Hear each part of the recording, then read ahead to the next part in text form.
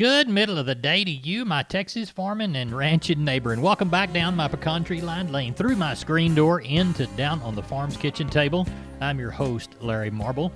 It's time for a big old heaping helping of ag lunch. Hop Sing's got chicken fried steak, jalapeno gravy, plenty of Nanny's yeast rolls, and a cold cucumber salad.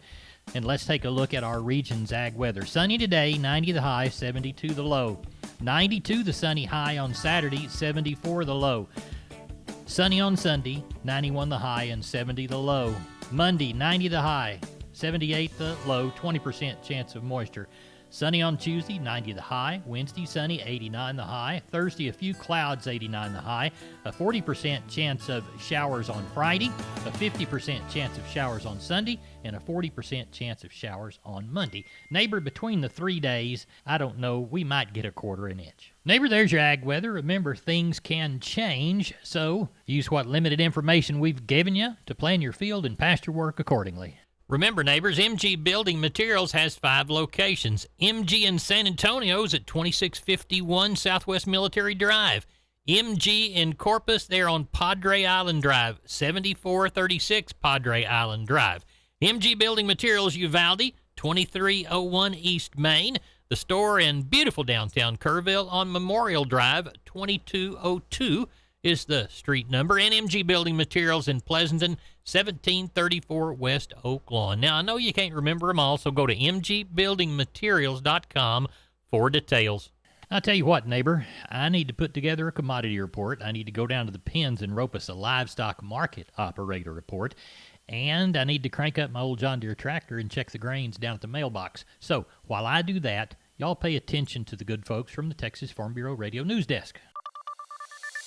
Drought affecting livestock in the Panhandle. I'm Kerry Martin with Focus on Agriculture on the Texas Farm Bureau Radio Network.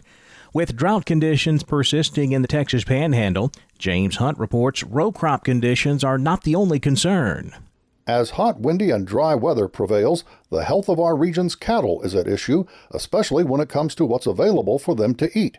For one thing, in times of drought, it often seems that even as nutritious vegetation dries up, toxic weeds keep going strong. Sometimes those are the only thing that remain green, and so cattle may be predisposed to looking for those green things, being forced to eat them if they don't have enough other good forage. And so providing good quality hay, other sources of carbohydrate for these cattle can be very important. That's Dr. Gaiman Hellman with the Texas A&M Veterinary Medical Diagnostic Lab in Amarillo, who also warns ranchers that aside from those bad weeds, when it comes to small cereal grains, hot, dry weather can make nitrate levels in those plants rise to the point of becoming lethal to cattle.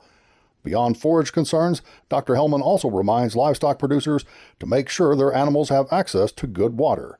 Reporting from Amarillo, I'm James Hunt for the Texas Farm Bureau Radio Network. You're more than a rancher. You do what's right and trust others to do the same. That's the Texas way.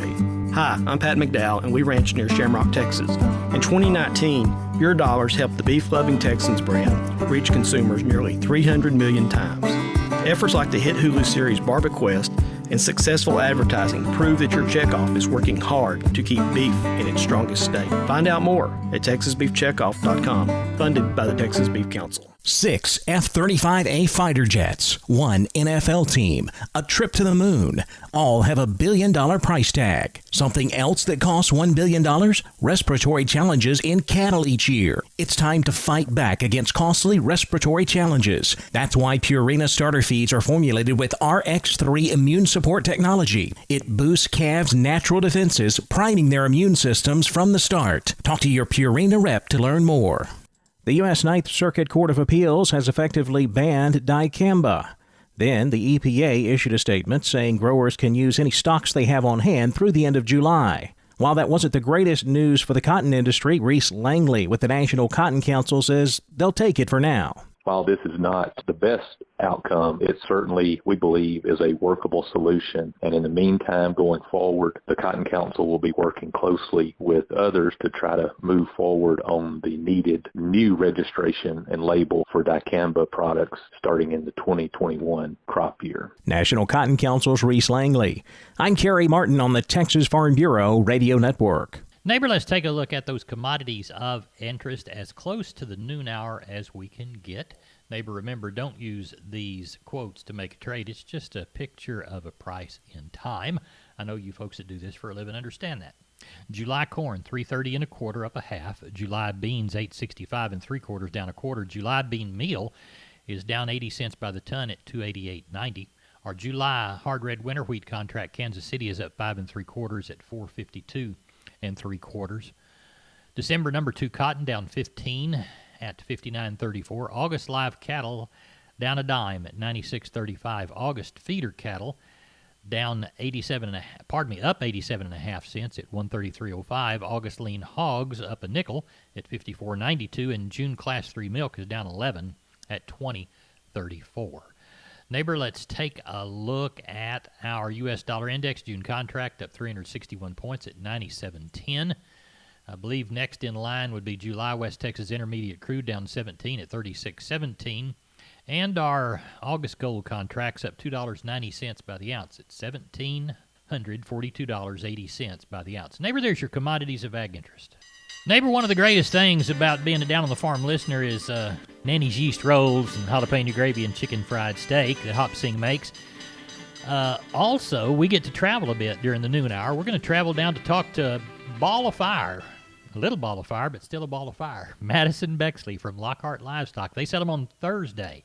Maddie, how'd the sale go? Good morning, Larry. We ended up having a pretty good day. We had 1,151 head of cattle with 238 cows and 21 bulls, 147 sellers, and 84 buyers. Let's walk the pens. On the stocker cows, we got along pretty good. The better of the pairs brought from 1,000 to 1,350. The mediocre and middle-aged from 675 to 975. The good bred cows from 8 to 975. The mediocre, middle-aged, and shortbreds from 550 to 775. The pecker cows and bulls would have been about steady with a week ago. The good high-yielding cows from 60 to 69. The medium yielding from 50 to 59. The low yielding from 35 to 49. The good high-yielding pecker bulls from 88 to 96. The low and medium yielding from 70 to 87. The calves and yearlings sold pretty much steady with a week ago on a good active market. It was a pretty good day all in all. Do you know of anything for next week? No calls on any big deals or sellout deals yet, but